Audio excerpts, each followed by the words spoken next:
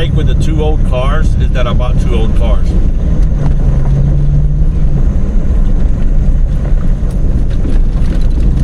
Now, it didn't make any sense for me to keep the Wrangler and the Tahoe because they both were serving the same purpose.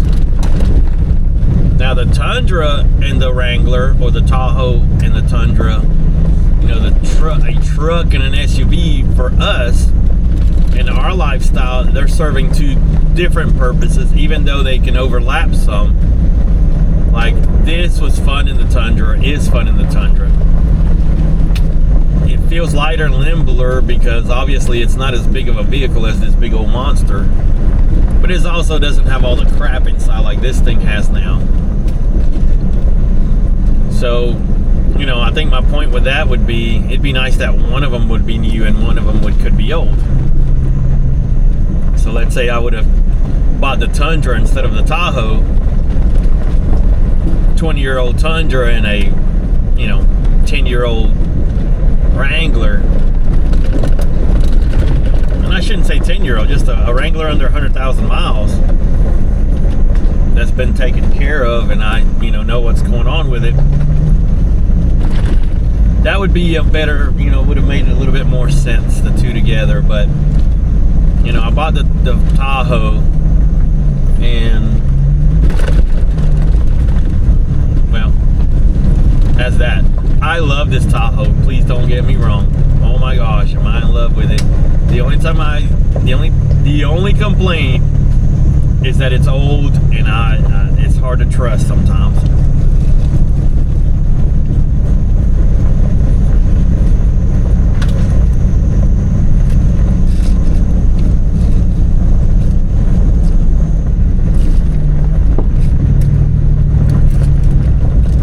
My funny way of looking at it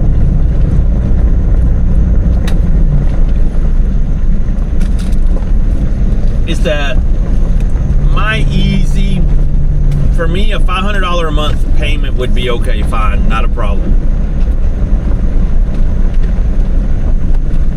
Dear. And so if I take 500 and multiply it by 12, you know, so that's $6,000. So if this thing lasted me 2 years, that would be $12,000. So if I put less than $12,000 into it, I'm good. Basically, if I put in less than $6,000 a year into it, I'm good. And the thing is, instead of spending $500 a month, you're chunking out $2,000 here and $3,000 there, and then it, you know, whew, it gets a little rough sometimes. My biggest one was $3,500 that I spent the very first time with everything. But that was, I forgot to mention, so it's new suspension, new brakes, rotors, and all that stuff like I mentioned, and suspension and front end. I mean, I felt pretty good for the price, and it drove so great for quite some time, and I was happy with it. But then I went in to do one more thing to it, and there were some things that needed replacing, and they're 20-something years old. And I went ahead and did most of it, not all of it. So I went some more of the money. So yeah, I guess I need to look at it that way, right? But then when you have 2 of them, that's tougher, because I'm not going to be spending $1,000 a month. You know what I mean? So the other vehicle, so I guess that's where I'm struggling with the Tundra. If I wasn't a teacher, it wouldn't be so bad, right?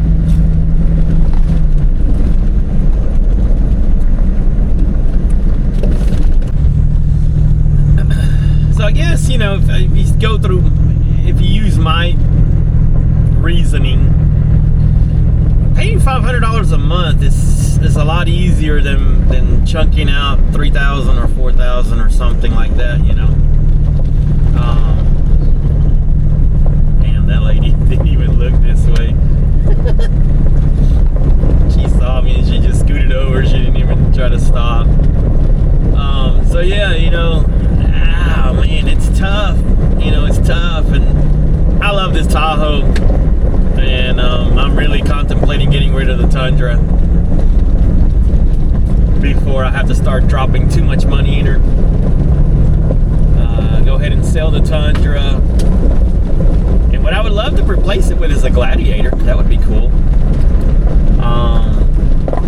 Obviously, could I find one now that they're coming down in price? You know, the Wiz and I need a truck. We realized how much we use it as a truck, and I'm so glad we didn't just start trying to put quote unquote overlanding gear all over it that would keep it from being a truck.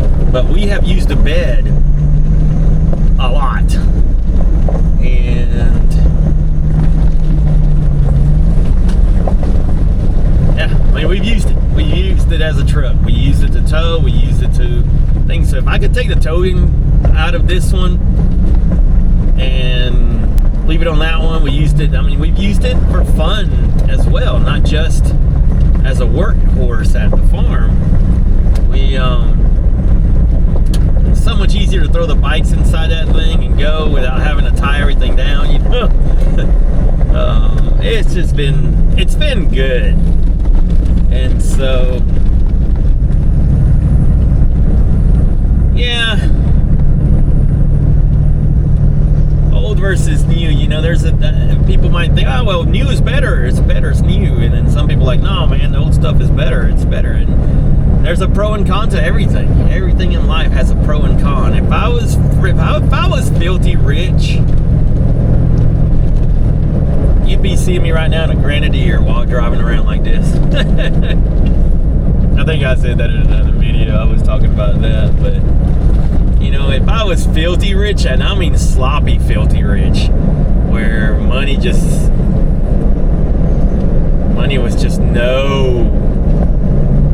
it was not even anything, I would probably have, number one, a Grenadier would be the first thing I probably would buy. Number two,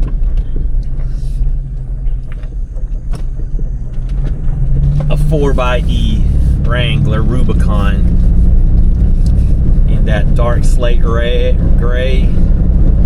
Grenadier would probably be black. One of those slate gray 4xe Rubicons. Oh my gosh, yeah, baby. What else would I have? I probably would have a Bronco in some kind of pretty sick color, like that green or something pretty cool like that. I'd probably never drive it, but I'd have one in my yard.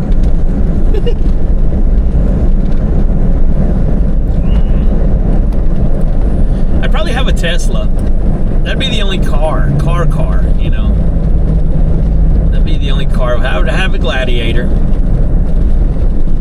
Oh my gosh, the videos and tests that I would do with all that, you know.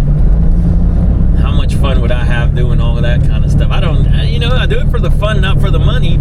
If I had all the money in the world.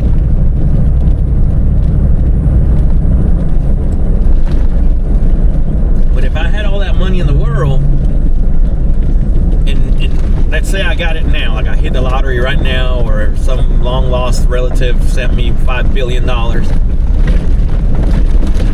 Ooh, this road is nice. I would probably keep the Tahoe. I would definitely keep the Tahoe. I'd probably sell the Tundra. I'd actually probably give away the Tundra if I was filthy rich like that. Got a couple buddies I know would love it. But I would keep this thing and get it painted and macked out. Look at that. I've never noticed the sides of this bridge. Dang. I don't know if I can get a view of it.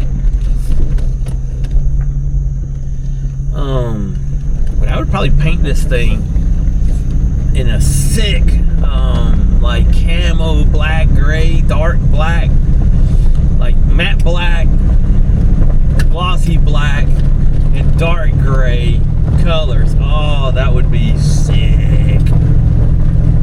Ah, would it be to have money, right?